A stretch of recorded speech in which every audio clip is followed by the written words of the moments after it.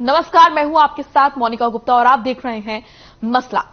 आदमपुर उपचुनाव का मुकाबला काफी दिलचस्प रहने वाला है क्योंकि सभी राजनीतिक दलों ने धुरंधरों को उम्मीदवार के रूप में चुनावी मैदान में उतारा है। सबसे पहले ये रिपोर्ट देखें, फिर करते हैं चर्चा की शुरुआत।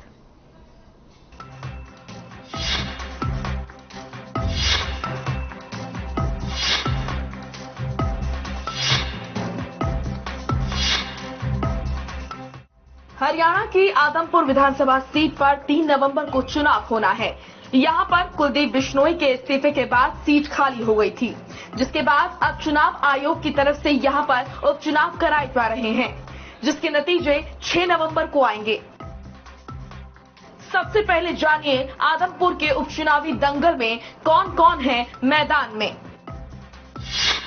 उपचुनाव में ताल ठोकने वाले उम्मीदवार: कांग्रेस उम्मीदवार जयप्रकाश, बीजेपी उम्मीदवार भव्य बिश्नोई, आप उम्मीदवार सत्येंद्र सिंह। बीजेपी के आदमपुर से उपचुनाव के उम्मीदवार भव्य बिश्नोई ने नामांकन भरा। इस दौरान बीजेपी के प्रदेश अध्यक्ष ओम प्रकाश धनखड़, जेजेपी के प्रदेश अध्यक्ष निशांत सिंह और भव्य बिश्नोई के पिता कुलदीप बिश्नोई के साथ कई नेता मौजूद रहे। नामांकन पत्र दाखिल करने के बाद ओम प्रकाश धनखड़ ने कहा, आदमपुर उपचुनाव में बीजेपी उम्मीदवार भारी मतों से विजयी होगा। वहीं गठबंधन को लेकर उन्होंने कहा कि गठबंधन में कोई मनमुटाव नहीं है। जेजेपी के प्रदेश अध्यक्ष निशांत सिंह ने कहा कि गठबंधन में ये चुनाव लड़ा जा रहा है और जीत गठबंधन की ही होगी। वहीं प्रदेश के उप मुख्यमंत्री दुष्यंत चौटाला का कहना है कि उपचुनाव में जेजेपी गठबंधन धर्म का पालन करेगी। आदमपुर की जनता का पूरा आशीर्वाद इस नौजवान के साथ है। भारतीय जनता पार्टी की पूरी ताकत इस चुनाव में भव्य के साथ, क्योंकि जब दो चीजें एक साथ इकट्ठी होकर आती हैं, एक मोदी जी की लोकप्रियता है, मनोहर लाल जी हरियाणा सरकार के काम हैं और बिश्नोई परिवार का भी इस हल्के में एक अपना पुराना प्रभाव है, तो मुझे लगता है कि जैसा भव्य का नाम है उतनी ही भव्य जीत होगी, उतनी शानदार जीत होगी। आज से 4 दिन पहले हमारे राष्ट्रीय अध्यक्ष ने एक बात कही कि गठबंधन धर्म निभाएंगे, तो हम निभाएंगे। क्या हमारे राष्ट्रीय अध्यक्ष की बात के बाद कोई और बात पेंडिंग पड़ती है? भव्य के लिए ये चुनाव काफी चुनौती वाला है। हालांकि भजनलाल परिवार के लिए ये सीट सबसे सुरक्षित मानी जाती है। भव्य बिश्नोई 2019 में हिसार से लोकसभा चुनाव लड़ चुके हैं और हार का सामना कर चुके हैं। इधर कांग्रेस की तरफ से यहां चुनावी मैदान में जयप्रकाश को उतारा गया है। जयप्रकाश राजनीति के मजे हुए खिलाड़ी हैं। वो लोकसभा और विधानसभा चुनावों में कई बार अपना परचम फहरा चुके हैं। पिछला चुनाव उन्होंने कलायत से लड़ा था, लेकिन उन्हें यहां हार का सामना करना पड़ा। ऐसी सरकार है जिनका नीतिगत गठबंधन नहीं होता, स्वार्थ का गठबंधन है। स्वार्थ का गठबंधन है, होता है रिश्तों में खटास है। क्योंकि एक चुनाव के टाइम में एक कह रहा था 75 पार, दूसरा कह रहा था इनको करो यमुना पार, स्वार्थ में बन गए दोनों यार, तो ऐसा ही हुआ।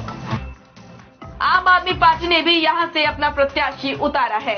आम आदमी पार्टी की तरफ से सत्येंद्र सिंह को प्रत्याशी बनाया गया है। सत्येंद्र सिंह हाल ही में बीजेपी छोड़ आप में शामिल हुए हैं। चुनाव को लेकर सभी पार्टियां लगातार अपने उम्मीदवार को जिताने के लिए विकास के दावे कर रही है। प्रत्येक दल का कहना है कि अगर उनका उम्मीदवार आदमपुर उपचुनाव में जीत गया तो आदमपुर में विकास की गंगा बहा देंगे। लेकिन यहां के विकास पर एक बार आप भी नजर डालिए।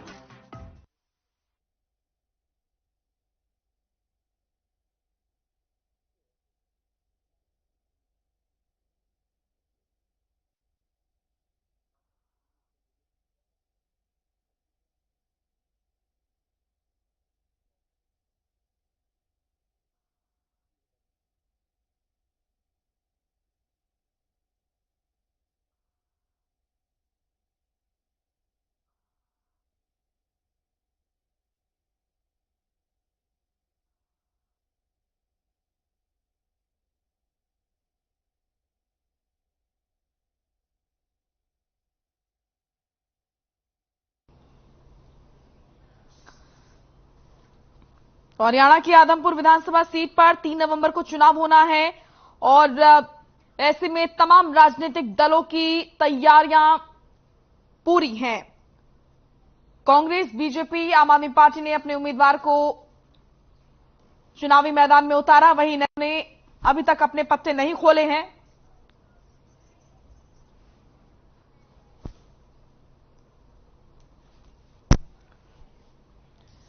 तो आदमपुर उपचुनाव के लिए किसकी है कैसी तैयारी, इसी पर आज हम करेंगे मंथन। हमारे साथ कुछ मेहमान जुड़ चुके हैं, उनसे आपका परिचय करा देते हैं। डीपी कौशिक जुड़े हैं, बीजेपी प्रवक्ता हैं। बजरंग दास गर्ग जुड़े हैं, कांग्रेस प्रवक्ता हैं। हरदीप पारला जुड़े हैं, जेजेपी प्रवक्ता हैं। और कृष्ण कुटार जुड़े हैं, इनेलो प्रवक्ता हैं। आप सभी का बहुत बहुत स्वागत है। डीपी कौशिक जी, आपका मैं रुख करूंगी। सर, मुकाबला टक्कर का रहने वाला है। सभी ने बहुत सोच समझ के मंथन करके अपने उम्मीदवारों को उतारा है। देखिए, जयप्रकाश जी को भी हल्के में नहीं ले सकते हैं आप। कांग्रेस ने आज अपने उम्मीदवार को अनाउंस किया है। आपकी प्रतिक्रिया, क्या वाकई चुनौती मानते हैं या फिर क्या? मोनिका, आप तो ऐसे कह रहे थे जैसे पता नहीं जयप्रकाश बहुत बड़ी तोप है। ये खाली कारतूस है, खाम बलि का बकरा बना दिया उन्ना साहब ने। एक और को पार करेगा, तो कुलदीप बिश्नोई को पार कर दिया, उधर शैलजा जी को पार कर दिया, किरण चौधरी को पार कर दिया, कैप्टन अजय को पार कर दिया। अब ये बचे थे छोटे मोटे, इनको भी पार करेंगे। बड़ी तोप है उड्डा साहब, मान लिया इनको। हमारे लिए कोई मुकाबला नहीं है। अच्छा, जेपीजी का रिकॉर्ड, मैं जेपीजी को अच्छी तरह जानता हूँ। ठीक है, विजयी कैंडिडेट पहले रहे हैं, इसमें कोई दोहराई नहीं है। पर बाकी जनता को भी जवाब देना है, किस कैंडिडेट को उतारा, किसको क्यों, कभी कलायत से, कभी हिसार से, कभी आदमपुर से। तो ये खेल नहीं है। जनता मतलब क्या समझेंगे, किस क्यों वोट देंगे उसको, जेपी को? पहले ये बताइए, क्या वो आदमपुर की जनता से उनको क्या लेने देना? वो कलायत में वहां कुछ नहीं करवा पाए, पहले हिसार से वहां कुछ नहीं करा पाए, अभी यहाँ पे क्या करेंगे? जनता वही समझदार है, किस लिए वोट देंगे उसको? अच्छा, मुझे लगता है हमारे से कोई कंपटीशन नहीं है। कंपटीशन होगा दूसरे लोगों से होगा। हमारा जनता के साथ सीधा लगाव है, जनता के साथ। तो भव्य बिश्नोई ने भी तो लोकसभा चुनाव लड़ा था 2019 में, वो भी तो हार गए थे। इस पर क्या कहेंगे? मैं हारने की बात नहीं कर रहा, चुनाव हार जीत का होता है। भव्य बिश्नोई को हमने भारतीय जनता पार्टी के कैंडिडेट है, भारतीय जनता पार्टी यानी मोदी जी के कैंडिडेट है, आदरणीय मनोहर खट्टर जी कैंडिडेट है। भारतीय जनता पार्टी की जो विकास कार्य मोहर लगी उसके कैंडिडेट है। जनता को जो प्यार लगाव है उनका। आप कह रहे हैं बीजेपी के नाम पर वोट मिलेगा? बीजेपी कार्यशैली भी मिलेगा, बिल्कुल। मैं बता रहा हूँ ना, तीन चीजें। मोदी जी का प्यार, माननीय मनोहर खट्टर जी का प्यार, ऊपर से आदमपुर की जनता भजनलाल जी का प्यार। तो किसको देंगे वोट लोग? भव्य बिश्नोई जी, मैंने आपसे कहा कम से कम, मैं फिर बार होता 40,000 ज्यादा। सर, ऐसा कौन सा तीर छोड़ा इस बार आपने? ऐसा कौन सा तीर छोड़ा है आपने इस बार कि पिछले उपचुनाव अगर हम 2 देखें तो बीजेपी ने हार का सामना किया। इस बार आपको क्यों लगता है कि आदमपुर से बीजेपी जीतेगी? भजनलाल परिवार का कैंडिडेट है, इसीलिए मैंने 3 फैक्टर बताए। देखिए, 3 फैक्टर का, आदरणीय मोदी जी की लोकप्रियता, माननीय मनोहर जी खट्टर जो विकास कार्य उन्होंने किया उनकी मोहर, तीसरा भजनलाल जी का प्यार। तो जो पिछले 2 चुनाव हुए हैं, क्या ये फैक्टर तब नहीं काम किए थे? सर देखिए, उस टाइम पे जो हमारे कैंडिडेट हैं जी, उनके पिताश्री शायद दूसरी पार्टी में होते थे। हाँ, ठीक है, उनका वर्षव मैंने पहले भी कहा, बार बार कह रहा हूँ, उनका वर्षव भजनलाल का वर्षव कोई वहां से आदमपुर से नहीं बना सकता। चलिए, इसमें ये आदमपुर के लोगों का प्यार तो उनके साथ है, वो हमेशा रहेगा, सही वो जहां पे भी रहे, इसमें कोई दो रहेगी। ठीक है, बीजेपी काफी सेफ फील कर रही है, इसका मतलब हम लोग जीत निश्चित है, बड़े अच्छे मार्जिन से हम लोग जीते। चलिए, ठीक है। बजरंग दास जी, आपने सुना सर, डीपी कौशिक जी का जो कॉन्फिडेंट है वो तो 7वें आसमान पर है, और बलि का बकरा बनाया आपने जयप्रकाश जी को। इनके पास कोई कैंडिडेट ही नहीं था भारतीय जनता पार्टी के पास। कांग्रेस का उधारा एक कैंडिडेट था। सर, प्रदेश अध्यक्ष ने पर्ची दिखाई थी ना कि ये देखिए सदस्यता। मैं यही कह रहा हूँ, सदस्यता ली है, सदस्यता दी है इन्होंने। मैं ये बता दूंगा मोनिका जी, इसके सिवाय एक तो नाम गिना दे भी दूसरा कैंडिडेट कोई भारतीय जनता पार्टी के पास था। दूसरी बात, यह हमेशा से कांग्रेस की सीट रही है, ज्यादातर कांग्रेस के प्रत्याशी ही इस सीट से जीते हैं। चौधरी भजनलाल जी कई बार विधायक बने, वो कांग्रेस के सीट से बने। कांग्रेस ने मुख्यमंत्री बनाया, केंद्र में मंत्री बनाया। नहीं, बीच में कुलदीप बिश्नोई ने अपनी पार्टी बनाई थी, तब चुनाव लड़े थे, तब तो कांग्रेस में नहीं थे ना सर वो। मैं यही कहा ना, ज्यादातर एक बार जीते हैं भजनलाल जी बिना पार्टी के अजका से। मैं ये बताना चाहता हूँ एक्चुअल में क्या है, इन्होंने कहा भी मोदी जी के नाम पर वोट मिलेंगे। हाँ। और खट्टर साहब के विकास के नाम पर वोट मिलेंगे। मोदी साहब तो 2014 में भी थे, 19 में भी थे, खट्टर साहब भी थे। उस टाइम कौन जीते बीजेपी वाले? वो तमकाने पर पार्टी जीतता। तो डीपी कौशिक जी तो बोल रहे हैं ना, भजनलाल परिवार नहीं था पहले। ये बात आई ना, वो तो बोल रहे हैं ना सर। भारतीय, इसका मतलब भारतीय जनता पार्टी का कोई वजूद नहीं। नहीं, भारतीय जनता पार्टी का वजूद प्लस भजनलाल परिवार ना। मैं कह रहा हूँ ना, आप देखिए मोनिका जी, थोड़ी सी 1 मिनट लूँगा। ठीक है, उसके बोलिए बाद सर, बोलिए, बिल्कुल बोलिए सर। 2019 में अजका से लोकसभा चुनाव लड़ा। भजनलाल परिवार तो यही था, लंदन गया था। उस टाइम 24,000 से ज्यादा वोटों से यही बब्बे बिश्नोई आदमपुर विधानसभा से आ रहा था। उस टाइम क्यों नहीं जीतता? और बब्बे बिश्नोई का आदमपुर में लेने देना भी कुछ नहीं है। आप पूछो, जो आदमी विदेश में रहता हो, विदेश में पढ़ता हो, आरती विदेश में चला गया, उसके बाद कभी आदमपुर में आया हो, कभी काम किया हो, तो इसका मतलब ये है दादा लाई फर्म होगी है। मतलब हम ही रहेंगे और तो कोई रहे ही नहीं है। खुद हर कोई अपने बच्चे को पढ़ाने के लिए विदेश भेजता है। 10 की लड़ी। हर दूसरा नेता अपने बच्चों को पढ़ाने के लिए विदेश भेजता है। उन्होंने भेज दिया तो क्या हो गया सर? पढ़ाने के लिए तो भेजा था ना विदेश में। मैं कहता हूँ अच्छी बात है, तो ये क्लेम ना करें आदमपुर हमारा है। अच्छा। आदमपुर जनता का है, जनता विधायक बनाती है, जनता नहीं, लेकिन ग्राफ पर नजर डालते हैं तो सबसे सुरक्षित सीट जो है भजनलाल परिवार की वही है। मैडम जी, मैं मौनी बताना चाहता हूँ, आदमपुर की जनता को पता है आदमपुर में क्या समस्या है। सड़कें की सड़कें नहीं है, गंदे नाले बंद पड़े हैं। यहाँ तक कि आप देखोगे थोड़ी सी बारिश तो हुई थी, आज तो भजनलाल जी अच्छा सुनो आप, जहाँ मंडियों का हालात तो बीजेपी में ज्वाइन करने से पहले कुलदीप बिश्नोई कांग्रेस के ही तो थे ना, तब क्यों नहीं करवाई ये काम? सुनी, मैं काम कौन करवा? काम तो विधायक ने करवाने थे। 8 साल जो विधायक नू कहता था देश के अंदर सबसे बोधा, सबसे कमजोर मुख्यमंत्री सिद्ध हुआ, हरियाणा का मुख्यमंत्री मनोहर लाल सिद्ध हुआ। ये कुलदीप की सीढ़ी पूरे बाहर हो रही है, उसके लड़के की सीढ़ी बाहर हो रही है। और वो कहते थे ये विकास समय की बात है, ये तो आप भी जानते हैं ना गर्ग साहब, ये तो आप भी जानते हैं ना कि राजनीति में कुछ भी संभव है सर। प्लीज मुझे बोलने दीजिए 1 मिनट। यूँ कहते थे विकास नहीं विनाशपुर मनोहर लाल खट्टर है। आज 2 दिन में वो विकासपुर हो गया। 2 दिन में पहले कहते एक ईट भी लगाई, ये कहते हैं हमने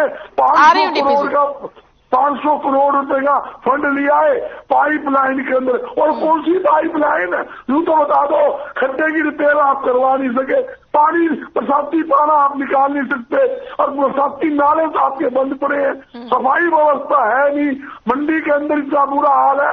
आज भी आपने देखा किसान लाइन में लगे हुए थे, पूरी चैनल ने दिखाया, सभी टीवी चैनल में खाद लेने के लिए। आदमपुर प्रॉपर भजनलाल की दुकान, कुलदीप बिश्नोई की दुकान के साथ खाद की एजेंसी है, 4 दुकान छोड़ के।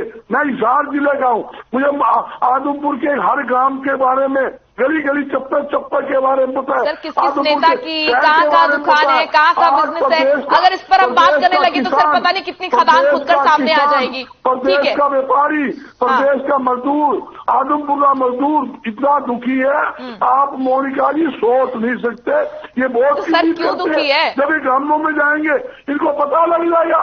भारतीय जनता आज जिस प्रकार आपने देखा जनता आने की क्या बात थी, अपने निशान सिंह जी जो इनके प्रदेशाध्यक्ष है थोड़ी लेट आए, उन्हें कहा अभी हमारा थोड़ा था सिस्टम था, लेट हो गई, हम समर्थन करेंगे।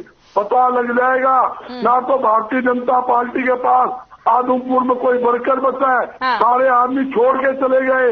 जो आदमी के कैंडिडेट थे, भजनलाल परिवार तो है ना, आप पार्टी का प्रत्याशी बनिया सिंदर, एक हमारी पार्टी में वो आ गया करण सिंह।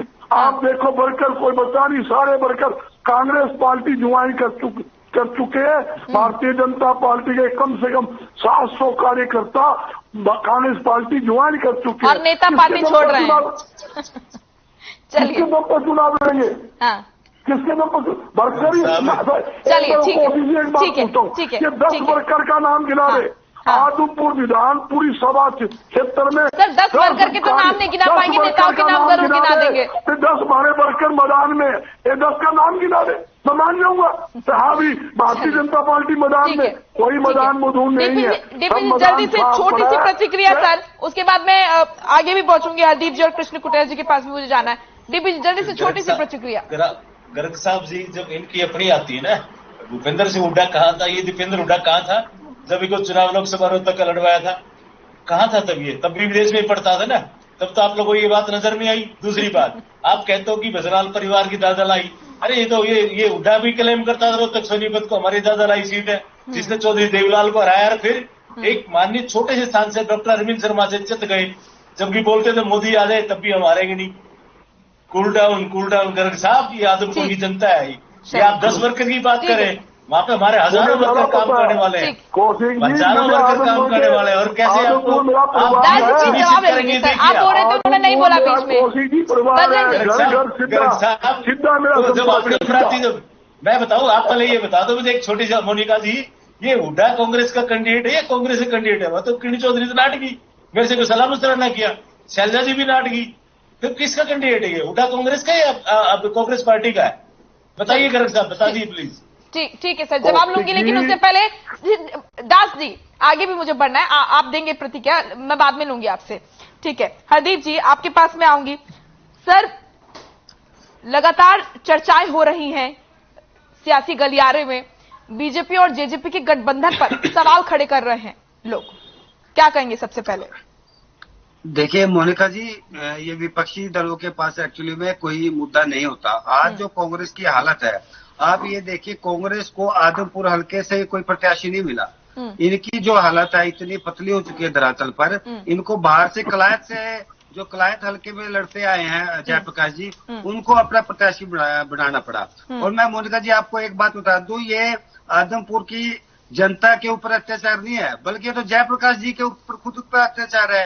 हुड्डा साहब जब भी कोई कैंडिडेट नहीं पाता या किसी हल्के में हालत पतली होती है, जयप्रकाश जी को उतार देते हैं। मैं आपको थोड़ा इतिहास बता दूं, एक बार 2011 में बाई इलेक्शन हुआ था हिसार के अंदर। बजरंग दास गर्ग जी बहुत बार कह रहे हैं हुड्डा साहब। यही हुड्डा साहब मुख्यमंत्री थे, यही जयप्रकाश जी थे जिनके बारे में कह रहे हैं बहुत ये लड़ने में मशहूर है, यही जयप्रकाश जी थे। इनकी आपको बता दूं जमानत जब्त हुई थी बजरंग दास गर्ग जी, यही हिसार होता था लोकसभा का। आपको याद करो, आप याद करो, 1 लाख एक रिपोर्ट मिली थी केवल आपको। बजरंग दास गर्ग जी यही आपके भूपेंद्र सिंह हुड्डा जी मुख्यमंत्री थे, यही हिसार हल्का लोकसभा का हल्का था बाई इलेक्शन में, यही जयप्रकाश जी थे जिनको आप कह रहे हो इनकी जमानत जब्त हुई थी। मैं इसलिए कह रहा हूँ, असल में जब कोई प्रत्याशी नहीं मिलता तो चले हुए कारतूसों पे लग रहे घोड़ों पे दांव लगाना पड़ता है पार्टियों को। आज दोबारा भी हुड्डा साहब ने वही किया। आदमपुर में चुनाव लड़ने के लिए जब कोई प्रत्याशी नहीं मिला, ये चल रहे हुए कारतूस है जयप्रकाश जी, हर जगह हारते हैं ये, इनको फिर अब के मैदान में उतार दिया। मैं आपको बता दूं, आदमपुर के अंदर इनकी जो हालत होगी, जयप्रकाश जी आगे से चुनाव लड़ना भूल जाएंगे। हुड्डा साहब बार प्रयोग कर रहे हैं। संजीव हुड्डा साहब यही तो चाहते थे। तो बजरंग दास जी दूसरा ही बता दूं, अभी आज किरण चौधरी जी आज का बयान कौशिक जी ने भी कहा, सही कहा कौशिक जी ने। किरण चौधरी जी तो पूरे खुल के कह रही है, हमसे तो चुनाव के बारे में पूछा ही नहीं किसी ने, हमसे तो कैंडिडेट के बारे में चर्चा नहीं हुई। ठीक, तो आपकी पार्टी की कार्यकर्ता है, जो नेता लोग हैं, उनमें इतना विभाजन हो चुका है, तो आप दूसरी पार्टियों से क्या लड़ेंगे चुनाव? मैं तो कहूँ आपके मुझे लगता है दुष्यंत चौटाला जी से डिप्टी सीएम जहाँ तक जनता पार्टी का और बीजेपी के गठबंधन का सवाल है, मोनिका जी मैं आपको बता दूं, हमारी राष्ट्रीय अध्यक्ष है चौधरी अजय सिंह चौटाला जी, उन्होंने खुलकर कहा है जहां पर भी और जैसे भी होगी एक कार्यकर्ता, जनता पार्टी का एक कार्यकर्ता भारतीय जनता पार्टी के और जो जेजेपी का गठबंधन इनके प्रत्याशी है भव्य बिश्नोई जी, उनकी मदद करेंगे निश्चित तौर पर। और मैं दुखी मन से। अच्छा ठीक है, स्टार प्रचारकों की लिस्ट जारी हुई है, तो डिप्टी सीएम नहीं दिख रहे सर। लेकिन संगठन का मामला है, निशान सिंह जी नामांकन के समय मौजूद हैं, हाँ, निशांत सिंह जी देखा होगा आपने, जब इनका नामांकन भव्य बिश्नोई जी ने भरा था तो मौजूद है वहाँ पे। उसके बाद प्रेस कॉन्फ्रेंस में धनखड़ जी के साथ मौजूद है। नहीं तो प्रदेश के सीएम, प्रदेश के मुखिया हैं और अध्यक्ष हैं, ओपी धनखड़ हैं, कई सारे गृह मंत्री हैं, अनिल विज, ये तमाम नेता, तो डिप्टी सीएम क्यों नहीं सर? मैं वही बता रहा हूँ कि संगठन का मामला जी, संगठन के मामले पर हमारे प्रदेश के अध्यक्ष पहुंच गए। डॉक्टर अजय सिंह चौटाला जी ने घोषणा कर दी कि हम पूरे गठबंधनों को, धर्म को निभाएंगे और पूरे एक के कार्यकर्ता मदद करेगा। तो इससे पहले उन्होंने आपत्ति भी जताई थी ना सर। पार्टी कार्यकर्ताओं की पार्टी है। हमारे लिए डॉक्टर अजय सिंह चौटाला और जो हमारे संगठन का फैसला होता है, अंतिम फैसला होता है। और मैं आपको बता दूं इस चैनल के माध्यम से, जो बजरंग दास गर्ग जी या और भी विपक्षी दल के नेता बैठे हैं, मैं आपको बता दूं पूरी जी जान से जननायक जनता पार्टी का जो कार्यकर्ता है काम करेगा इस चुनाव के अंदर। चलिए ठीक है। कृष्ण कुटेल जी, सर आप दिख नहीं रहे हैं, सभी ने अपने कैंडिडेट उतार दिए सर, इनेलो का कैंडिडेट तो दिख ही नहीं रहा है सर, कब तक ऐलान करेंगे?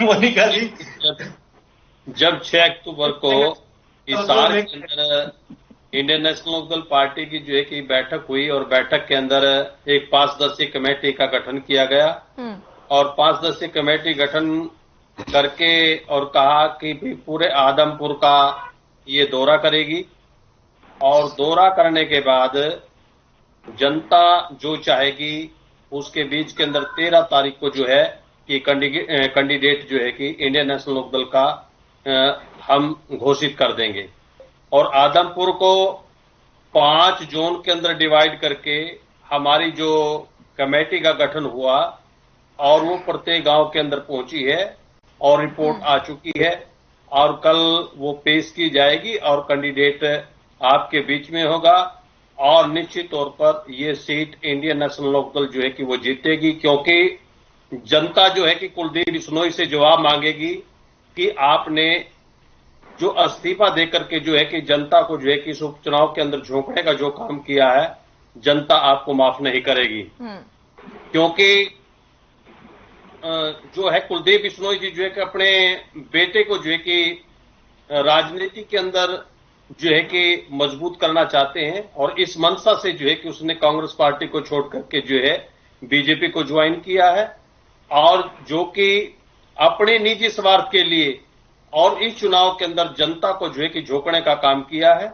और रही विकास की बात, क्योंकि ये सीट सदा से ही जो है कि चौधरी भजनलाल जी, उनकी पत्नी जसमा देवी, कुलदीप बिश्नोई, रेणुका बिश्नोई और यहां से जीतते आए हैं और आज तक तो जो है कि उस आदमपुर के अंदर जो है कि विकास नहीं हुआ और अब ऐसा कौन सी जड़ी जो है कि बीजेपी के अंदर जाकर के जो है कि वो मिल गई है कि अब विकास की बहार होगी।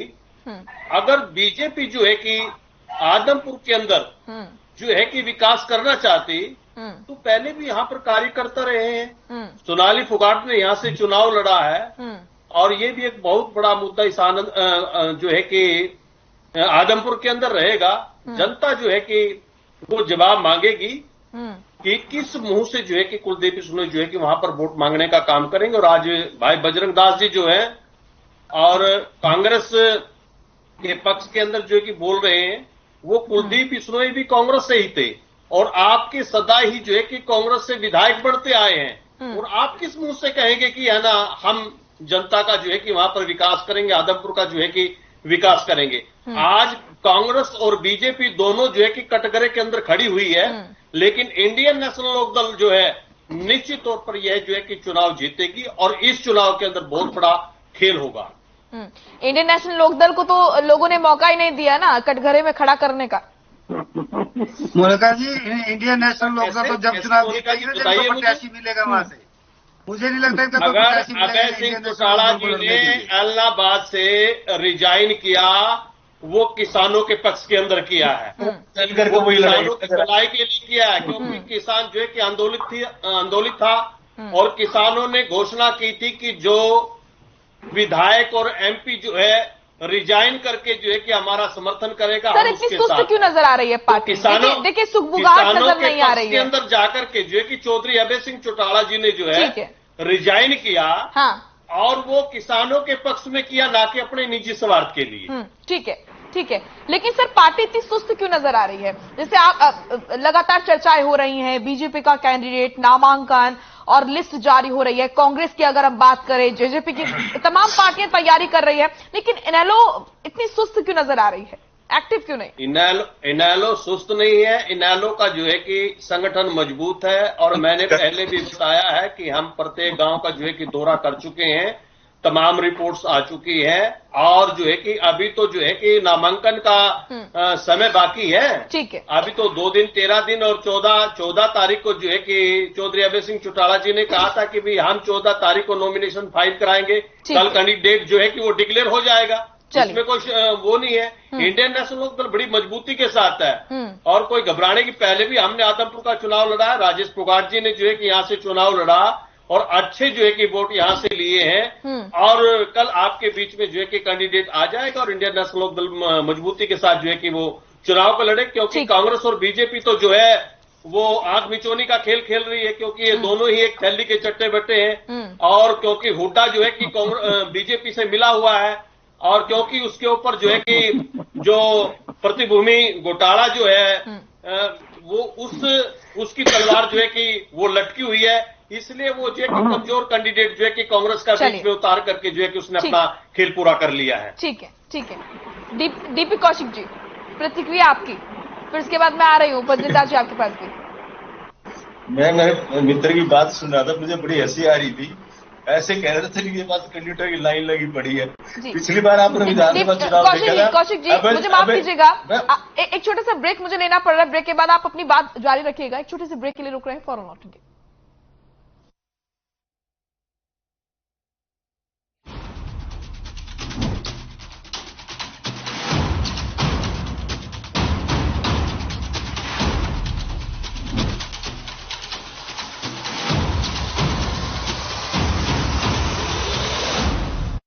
मेरे जैसा कोई दूसरा चुलबुलापन जिसकी हर बात में घुल जाए, जिंदगी में रंग भर दे। मेरी जैसी मेरी अपनी पताका चाय, गजब का स्वाद। दुनिया भर के निवेशकों की पहली पसंद बन रहा है उत्तराखंड। आ रहा है हजारों करोड़ों का निवेश, आर्थिक रूप से बन रहा है संपन्न। उत्तराखंड के प्राकृतिक संसाधनों और उत्तराखंड सरकार की आसान नीतियों ने प्रदेश में निवेश के लिए निवेशकों की राह आसान बनाई है। इसीलिए तो आज देश में उत्तराखंड निवेशकों का पसंदीदा राज्य बनकर उभर रहा है। आज उत्तराखंड सरकार पोटेंशियल पॉलिसी और परफॉर्मेंस के मूल मंत्र पर आगे बढ़ रही है। निवेश नीति के सरलीकरण और प्रभावी नीतियों के चलते निवेशक न केवल उत्तराखंड राज्य में निवेश के लिए आकर्षित हो रहे हैं, बल्कि निवेश से यहाँ रोजगार का सृजन भी हो रहा है। आज उत्तराखंड भारत सरकार के नेशनल सिंगल विंडो सिस्टम के साथ इंटीग्रेशन करने वाला प्रथम राज्य बन गया है, और साथ ही उत्तराखंड में देश दुनिया के निवेशकों ने MSME, पर्यटन, ऊर्जा, कृषि, बागवानी, एरोमा, IT, फार्मा, आयुष आदि सेक्टर्स में करोड़ों के निवेश पर उत्तराखंड सरकार से हाथ मिलाया है। आज राज्य में बढ़ता निवेश ये बताता है कि उत्तराखंड सरकार के उद्योगों के अनुकूल इंफ्रास्ट्रक्चर और संसाधनों ने देश ही नहीं दुनिया को उत्तराखंड राज्य में निवेश के लिए आकर्षित किया है। उत्तराखंड में निवेश से आर्थिक विकास को मिल रहा है बल, आगे बढ़ रहा है उत्तराखंड, संवर रहा है आने वाला कल। देखें कौन नया खिलाड़ी आया है, समझा देते हैं, प्यार से समझाएंगे। ये तो अपनी जुबान है। जुबान एक हो तो दिल भी एक होनी चाहिए। विमल बोलो जुबान।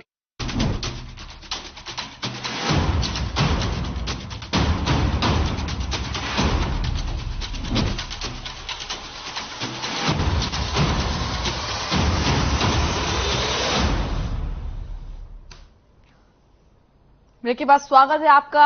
आदमपुर के उपचुनावी जंग के लिए सभी तैयार हैं, सभी दल लगातार अपनी तैयारी कर रहे हैं, और इसी के साथ कई पार्टियों ने अपने अपने उम्मीदवारों का ऐलान भी कर दिया है।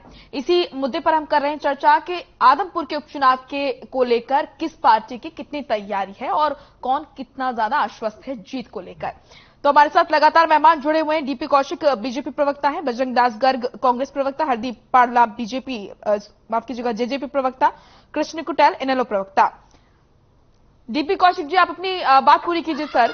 ब्रेक से पहले आप अपनी बात कर रहे थे, जिस तरीके से कृष्ण कुटेल ने कई सारी बातें कही और उनका कहना है कि कांग्रेस और बीजेपी दोनों से आदमपुर की जो जनता है जी कई सारे आरोप लगाए हैं सर, आपने सुना और आप हंस भी रहे थे बीच बीच में जी। मोनिका जी, मुझे ये हंसी आ रही थी कि जनता हमसे दुखी है, चुटला साहब से बहुत सुखी है। पिछली बार अब चुटला जी एक बैग भर के पैसों का और टिकट ट्रेन वाला के घर जा रहे थे, आगे आगे टिकट वाले भाग रहे थे, पीछे पीछे चुटला साहब अरे बैग भी ले लो, टिकट भी ले लो। कौशिक जी, आप 2009 का समय याद करें, वो समय याद करें कि आपके जब 2 विधायक होते थे और यही इंडियन नेशनल लोक दल है जो आपको जिताती थी और सरकार के अंदर शामिल करती थी। ये राजनीति है, यह एक जादू के खेल के समान है, झूले के समान है। आज आपका पलड़ा ऊपर होगा, लेकिन इनेलो का पलड़ा नीचे है, तो ये पलड़ा ऊपर भी आएगा। आप ज्यादा आसमान में थूकने की बात ना करें। देखिए मोनिका जी, सबसे बड़ी बात है आप अपने अतीत के अंदर जा करके देखें, आप पिछला समय का जो है कि ठीक है कुटेल साहब प्लीज सुन लीजिए ना। हाँ, मैं आऊंगी सर, आपने पूरा समय लिया सर, आपको आगे भी समय दूंगी। जानती है आप कितने झूठे लोग हैं। ठीक है, आप झूठ बोल करके की राजनीति करते हैं, सर आप बोलेगा करते हैं, सर आप बोलेगा के साथ जो है कि धोखा करते हैं। सर आप बोलेगा भी नहीं, आपको डीपी जी ने सुना। आदमपुर की जनता को सोचना है, आदमपुर की जनता ये कोई भी हो जाए, मैं कहता हूँ बाई इलेक्शन कहीं का भी हो, ये सोचेगा सरकार किसकी है और सरकार के साथ जाने में ही हम लोगों की भलाई होती है। ओबियसली काम होते हैं सरकार के जो पेंडिंग काम, मैं नहीं कहता कि आदमपुर में बहुत सारे काम हुए होंगे पिछले 7-8 सालों में, लेकिन आदमपुर की जनता का कोई कसूर नहीं है। उन्होंने भजनलाल परिवार से प्यार है, प्यार रहेगा और पहले भी था। सरकार तो सर पूरे प्रदेश की है ना, तो पूरे प्रदेश का विकास होना चाहिए। मतलब कैंडिडेट अगर बीजेपी की सरकार है तो जनता ज्यादा सोचेगी। ये तो फिर वो वाली बात हो गई ना कि आप किसी जिले को फिर उस भावना से देख रहे हैं कि जी यहाँ पर तो हमारा कैंडिडेट नहीं है। मैं एक चीज बताइए, माननीय मनोहर लाल जी ने आते ही 20 करोड़ रुपए हर विधानसभा के लिए, हमारे सारे विधायक तो हमारे नहीं है ना, वो ग्रांट तो जाती ही जाती है ना। मैंने क्या कहा कि कुछ न कुछ कमी रही होगी 7-8 साल के अंदर, फिर भी वो किसकी वजह से रही होगी, चाहे विधायक की वजह से रही हो, चाहे किसी की वजह से रही हो। आपको भजनलाल का ही कैंडिडेट मिला है क्या?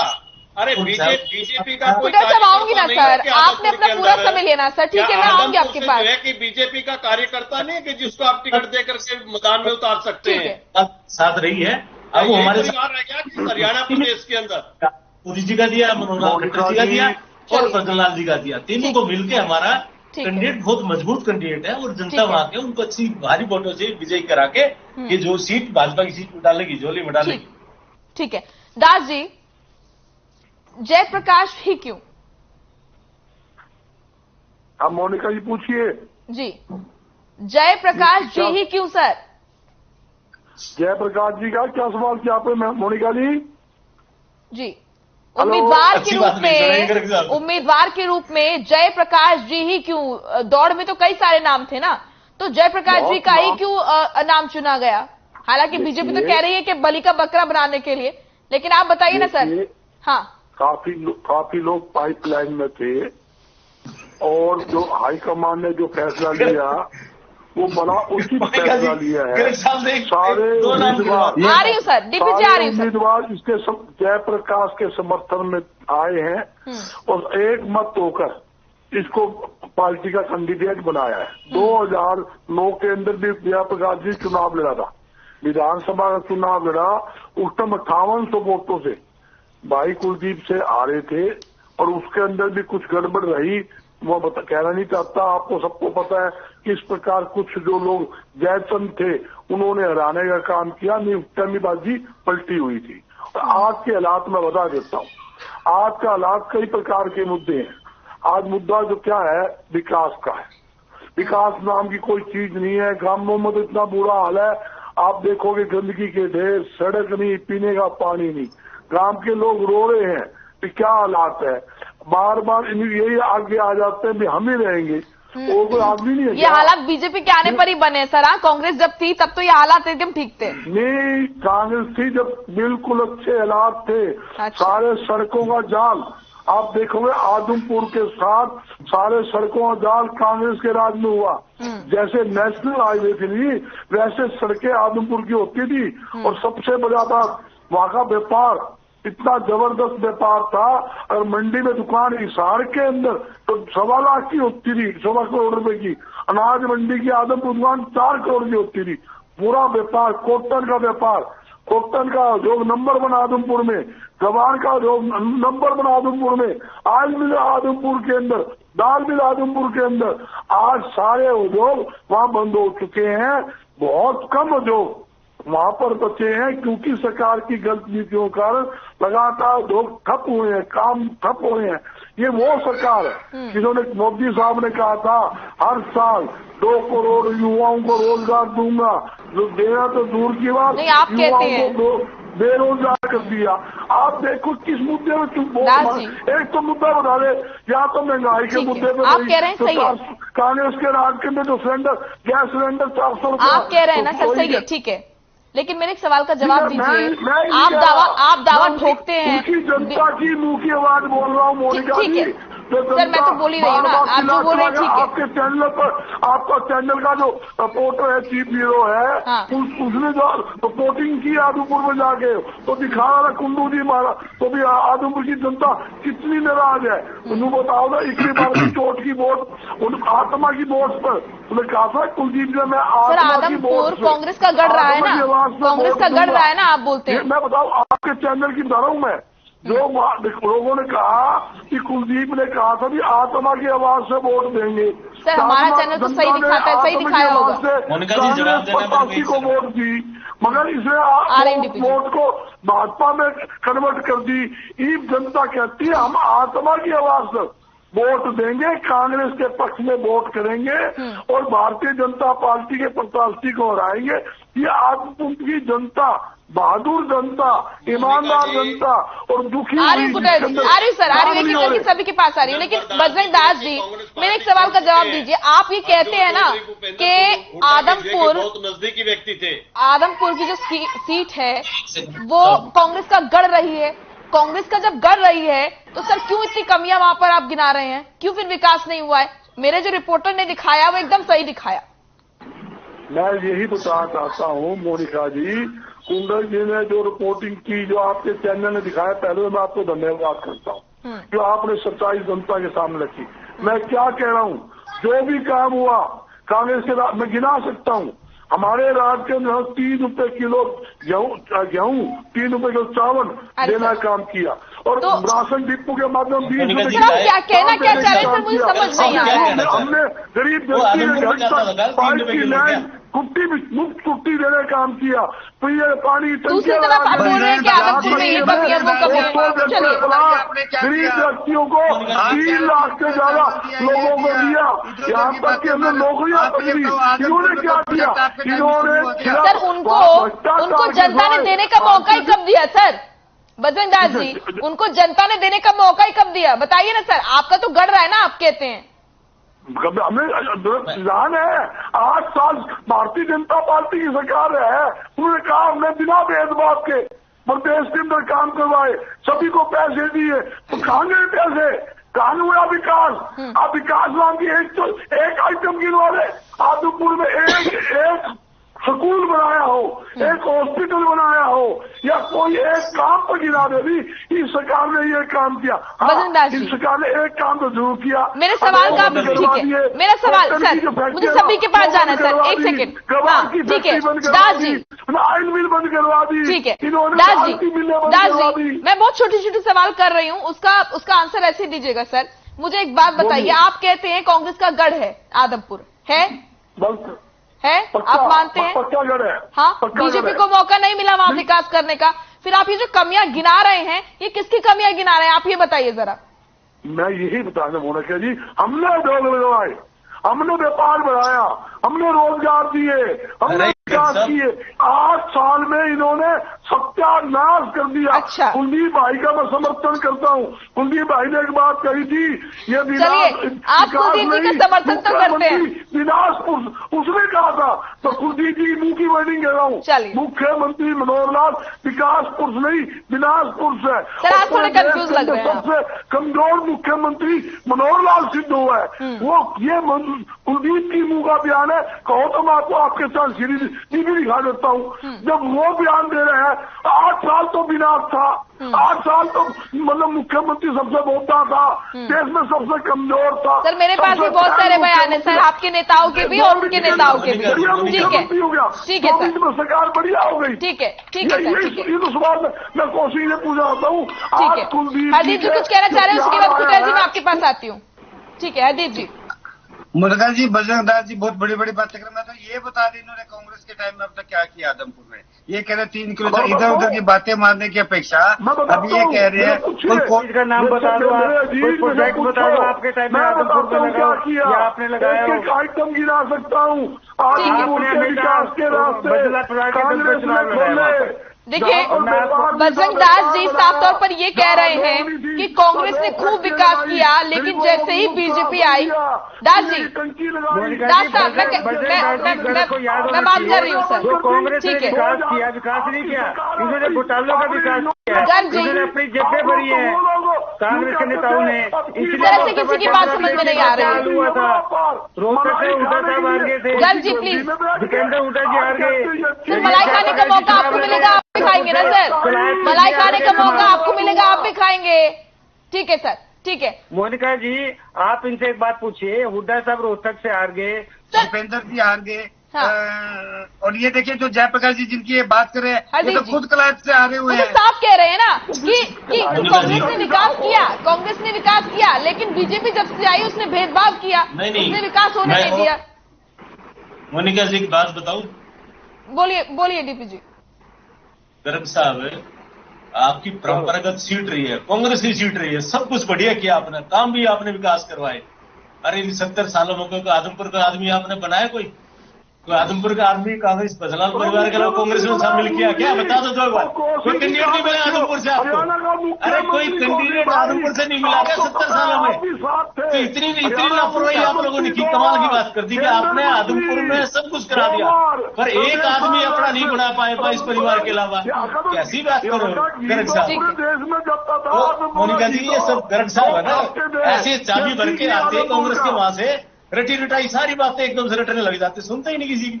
अरे तो इतना काम करा, इस तरीका आदमी प्यारा बना लेते जिसको आप टिकट देते। हुड्डा साहब आपको बता दिया मैंने, सत्यानाश कांग्रेस का करने वाले हैं आपको।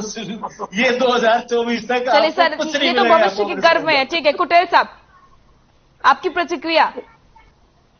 मोनिका जी अब यहाँ पर बजरंग दास गर्ग जी भी बोल रहे हैं कि यहाँ पर हमारे टाइम के अंदर जो है कि बहुत काम हुए, और अब डीपी कौशिक जी बोल रहे कि हम विकास करेंगे, और उधर जो है हमारे हरदीप जी भी बजरंग दास से प्रश्न कर रहे हैं कि भी आपने काम क्या किया है। अब वही हरदीप जी जो है कि कुलदीप बिश्नोई के लिए वोट मांगेंगे, और जो आज जो है डीपी कौशिक जी कह रहे हैं कि भी है ना कोई काम नहीं हुआ, और वही उसी व्यक्ति के लिए डीपी कौशिक जी भी वोट मांगेंगे। दूसरा जो है कि कांग्रेस ने काम सर तो वक्त की नजाकत है ना सर। हाँ, दूसरा जो है कि कांग्रेस ने काम किया है, और जयप्रकाश जी भी कहेंगे कि यहाँ पर कोई विकास नहीं हुआ है, आप कांग्रेस को वोट दें जी। तो ये इस जाल के अंदर जो है कि ये पार्टियां जो है कि फंसी हुई है, लेकिन इंडियन नेशनल लोकदल पार्टी जो है कि अपने सिद्धांतों पर है, अपनी चौधरी देवीलाल जी की नीतियों पर जो है कि वो चली हुई है। सदा जो है कि चौधरी देवीलाल जी ने जो है किसानों की राजनीति की है, कमेरे वर्ग की राजनीति की है, और व्यापारी लोगों की राजनीति की है। सबको जो है कि उन्होंने सर ऐसी क्या खास रणनीति कुटेल जी, ऐसी क्या खास रणनीति? एक तरफ आज कुटेल जी से एक प्रेशर में पूछना चाह रहा हूँ। कुटेल जी आप याद करिए, जब जिस इंडियन नेशनल लोकदल की बात कर रहे हो जब उनके जो लोगों का जो समर्थन था, जब तक डॉक्टर अजय सिंह चौटाला जी इंडियन नेशनल लोकदल में थे, जब तक भाई दुष्यंत चौटाला जी लोकदल में थे, आप ये देखें जब तक लोगों ने साथ दिया आप लोगों का, जब ये डॉक्टर अजय सिंह चौटाला जी और दुष्यंत चौटाला जी इंतजार करें, किया, उसके बाद जनता ने आपको आईने दिखाने का काम किया, जवाब मिल रहा है। उसके बाद आप देखिए 19 एमएलए एक एमएलए पे पहुंचे हो, नेशनल लोकदल के अंदर जो है कि मर्ज हो रही है। अभी पिछले दिनों जो है कि कालावाड़ी की जो है कि पूरी टीम जो है कि इंडियन नेशनल लोकदल के अंदर मर्ज हुई है, पलवल की जो है कि टीम इंडियन नेशनल लोकदल के अंदर मर्ज हुई है, टोहाना की टीम जो है कि इंडियन नेशनल लोकदल के अंदर मर्ज हुई है। आप चिंता ना करें, और ये इंडियन नेशनल लोकदल विधानसभा में 19 एमएलए से एक एमएलए लगाया हुआ है और ये बहुत मजबूत पौधा है। और आप चिंता ना करें, आपको जनता जो है कि ये जवाब दे देगी, क्योंकि आपसे आपको तो दे चुकी है जनता जो कुटेल साहब एक बात बताइए ना, एक बात बताइए ना सर, ऐसी ठीक है कुटेल साहब, ऐसी क्या खास रणनीति है इनेलो के पास कि यहाँ पर एक तरफ हम कांग्रेस को देख लें, कांग्रेस कहती है कि कांग्रेस का गढ़ है, बीजेपी को देख ले, बीजेपी कहती है कि हमारे पास तो जी सीएम चेहरा है, पीएम चेहरा है, फिर उसके बाद हमारे पास जो कैंडिडेट है वो भी भजनलाल परिवार से, तो उसका कॉन्फिडेंस भी काफी ज्यादा है, और जेजेपी तो कह ही रही कि गठबंधन जो है हमारा मजबूत है। अब आपको नहीं लगता कि बहुत ज्यादा चुनौतीपूर्ण है आपके लिए, और अगर आप इतने कॉन्फिडेंट हैं तो ऐसी क्या खास रणनीति है सर आपके पास? यहाँ पर तिकोना मुकाबला है, तिकोने मुकाबले के अंदर इंडियन नेशनल लोकदल जो है कि इस चुनाव के अंदर जो है कि जीत हासिल करेगी। आदमपुर के अंदर जो है कि जो विजय की जो पताका है वो इंडियन नेशनल लोकदल जो है कि वो फहराएगी। सर ऐसा क्यों होगा? जनता क्यों चुनेगी? आपका रुख क्यों करेगी? जरा जनता को बताइए सर, आदमपुर की जनता तक मोनिका जी ये ज्यादा समय नहीं है, क्योंकि जनता जो है कुलदीप बिश्नोई को जानती है, और जो है कि कुलदीप बिश्नोई के खिलाफ जेजेपी ने जो है कि वोट बटोरने का काम किया है। दूसरा जो है कि यहाँ पर बीजेपी पार्टी जो है, और ये अपने स्वार्थ, निजी स्वार्थों के लिए जो है कि ये एक दूसरे को तोड़ करके जो है कि अपने कुड़बे को जो है कि बढ़ाने का काम करती हैं, लेकिन ये नहीं देखती भी इस व्यक्ति के पीछे क्या है, कि भी सदा जो है कि ये विधायक वहीं से बनता आया और विकास वहां पर नहीं हुआ है, और ये जो है कि बीजेपी कहती है कि भी 20-20 करोड़ रुपए जो है कि वो यहाँ पर प्रत्येक विधानसभा को देने का काम किया है, तो लेकिन फिर वो विकास आदमपुर के अंदर क्यों नहीं हुआ? चलिए मोनिका जी एक सवाल पूछ रहा हूँ, बोलिए सर। इससे मेरे साथी यूँ पूछो भी आपके पास कैंडिडेट कौन है? एक कैंडिडेट का नाम गिना दे भी, आपके पास इन लोगों के पास जो कैंडिडेट है। नहीं सर, आज आपने कैंडिडेट अनाउंस कर दिया, तो आज आप पूछ रहे हैं इन लोग का कैंडिडेट पूछिए सर। हाँ, इससे पहले तो नहीं, आप ही सवाल कर रहे थे। आपके मतलब की नहीं की दे रहा हूँ, जनता के आपका चैनल पूरा देश, आपका चैनल साफ देश देख रहा है, उनको पता होना चाहिए आदमपुर के हालात क्या है। ठीक है, देवलाल जी की बता दीजिए ना सर, प्रकाश चौटाला बता दीजिए सर। रात के अंधेरे में ये उधारा कैंडिडेट मांग के लाएंगे, दूसरी पार्टी का कैंडिडेट, मैं नाम बता सकता हूँ, इनका कैंडिडेट कौन सा है, कौन सा कैंडिडेट लेकर आएंगे। ठीक है, मुझे सारी रिपोर्ट है, इनके पास कोई कैंडिडेट नहीं है। अच्छा, आपको सब मालूम है इन लोगों के बारे में? इन लोग कह रही है आपके बारे में सब मालूम है, आप बी टीम है बीजेपी की। बजरंग दास गर्ग जी, मैं आपको बता दूं, अगला जयप्रकाश के तौर पर दिखाई देंगे हुड्डा साहब। चिंता ना करो, क्योंकि समय का अभाव है, सबसे लास्ट कमेंट में लूंगी सभी। ठीक है, सबसे पहले सभी एक एक करके बोलिएगा सर। ठीक है, देखिए आदमपुर की जनता आप सभी को देख रही है, आप सभी से मैं जानना चाहती हूँ कि आदमपुर की जनता आपको वोट क्यों दे। लास्ट कमेंट में सभी से एक एक करके लूंगी।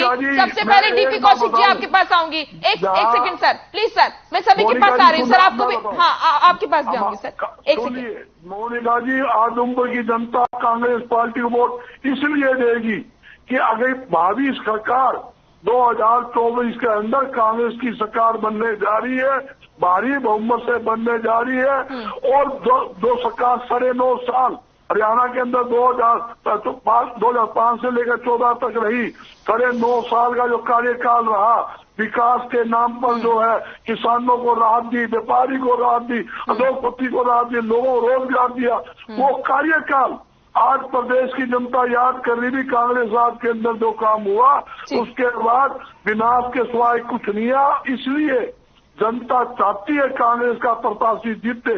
और देखिए, हमेशा उपचुनाव सरकार का होता है, 2 उपचुनाव हुए, दोनों उपचुनाव भारतीय जनता पार्टी ने हारे, और तीसरा उपचुनाव भी आप लगातार जीते, तब भी आप विकास पर, आदमपुर के विकास पर सवाल खड़े कर रहे हैं।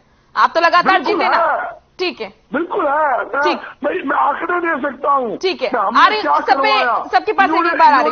ठीक है, ठीक है सर, ठीक है सर, आप ही सारा बोलेंगे क्या? ठीक है, और एक योजना बंद कर दी उन्होंने, दास जी। जो ठीक है सर, इसमें हमने योजना की, ठीक है, अरे सुनिए सर, आदमपुर की जनता ने आपको सुन लिया, योजना सब बंद कर दी। ठीक, ठीक है सर, सुन लिया आपको आदमपुर की जनता ने। डीपी कौशिक जी। आदरणीय माननीय हमारे मनोहर खट्टर जी की सरकार, साफ छवि सरकार, जो हमारी विकास कार्यों पे, नीति पे मोहर लगाते हुए आदमपुर की जनता भाजपा कैंडिडेट को विजयी करेगी, ये हमारा मानना है। ऐसा है, ऐसी भारतीय जनता पार्टी की सोच है। हमारे कार्यकर्ता मजबूत है, वहां पे मजबूती से इलेक्शन हम अनाउंस करेंगे। इस बार तो बीजेपी को भव्य जीत की उम्मीद है। डीपी जी, ठीक है, ठीक है जी, ठीक है। हरदीप जी। क्या मोनिका जी?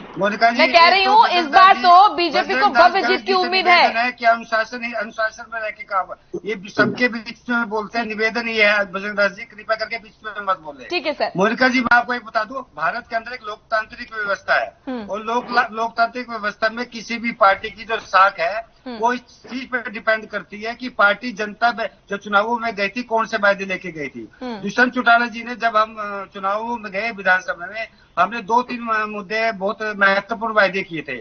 सबसे पहले हमने वायदा किया था जेजेपी ने कि हम हरियाणा के युवाओं को प्राइवेट सेक्टर के अंदर 75% आ रही सर, आप ही के पास आ रही हूँ। दूसरा हमने वायदा किया था हरियाणा की महिलाओं से, पंचायती राज के अंदर हम अपनी महिलाओं को, बहनों को, बेटियों को 50% आरक्षण दिलवाना। कुटेल जी, आपके टाइम आएगा, आप आ रही हूँ ना कुटेल जी, आपके पास आ रही हूँ सर, आप बोलिएगा। बोलने के लिए कुछ है नहीं, जल्दी से बोलिए हरदीप जी। हरदीप जी प्लीज, जल्दी सर, जल्दी। हाँ मोनिका जी, इसलिए मैं कह रहा हूँ कि जननायक जनता पार्टी ने जो आप चुनावी वायदे किए थे, मात्र 30 साल के अंदर दुष्यंत चौटाला जी ने उन वायदों को पूरा करने का जो काम किया है। ठीक है। आज हरियाणा की जनता दुष्यंत चौटाला जी की बात पे विश्वास करती है, और निश्चित तौर पर जब दुष्यंत चौटाला जी और अच्छा रहेगा, दुष्यंत चौटाला अगर प्रचार में उतरेंगे तो। ठीक है सर, मिलेगा। ठीक है। के अंदर 70 साल हो गए, कुछ नहीं किया बजरंगदास गांधी। ठीक है सर, आपने अपना समय ले लिया सर। बजरंगदास जी, कृष्ण कुटेल जी बोलिए सर, बोलिए। ठीक है हरदीप जी, ठीक है हरदीप जी। कृष्ण कुटेल जी। जो है कि 60 वर्षों का हिसाब लेगी जो है कि कांग्रेस से, और 8 वर्षों का जो है कि हिसाब लेगी बीजेपी से। और बीजेपी ने कहा था कि हम 60 वर्षों का काम 6 महीने के अंदर पूरा करके दिखाएंगे, लेकिन 8 वर्ष जो है कि यहाँ पर बीजेपी की सरकार को है, और जनता इसका जवाब मांगती है। और जेजेपी जो गठबंधन में है, जेजेपी से सवाल वहां पर जो है कि जनता करेगी कि 2 लाख लोगों को नौकरी देने का काम किया है, कि आज बेरोजगारी बड़े पैमाने पे है, महंगाई श्रम सीमा पर है। और दुष्यंत चौटाला जी जिन विभागों को जो है कि संभाल रहे हैं, शराब घोटाला यहाँ पर हुआ, रजिस्ट्री घोटाला बड़ा पैमाने पर यहाँ पर हुआ, धान घोटाला हुआ है, और मुख्य रूप से जो है कि बीपीएल कार्डों की जो है कि अनदेखी से जो है कि जो गरीब लोगों को राशन मिलना चाहिए, वो 86 लाख का घोटाला करनाल के अंदर बड़े पैमाने पे हुआ है। तो ये जनता जो है कि जवाब जो है कि इन पार्टियों से जो है कि वो मांगेगी, और इंडियन नेशनल लोकदल पार्टी जो है कि मजबूती के साथ। समय का अभाव है, रोकना चाहूंगी। आप सभी का बहुत बहुत शुक्रिया। डीपी कौशिक जी आपका भी, बजरंगदास जी आपका भी, हरदीप जी आपका भी, कृष्ण कुटेल जी आपका भी बहुत बहुत शुक्रिया। तो आदमपुर के उपचुनाव के दंगल में सभी ताल ठोक रहे हैं और सभी बोल रहे हैं, जीत का दम भर रहे हैं, लेकिन इस चुनावी दंगल में किसका होगा मंगल, ये तो भविष्य के गर्भ में है और आने वाला समय बताएगा। चलिए फिलहाल मसला में इतना ही। आप देखते रहिए तमाम खबरें। नमस्कार।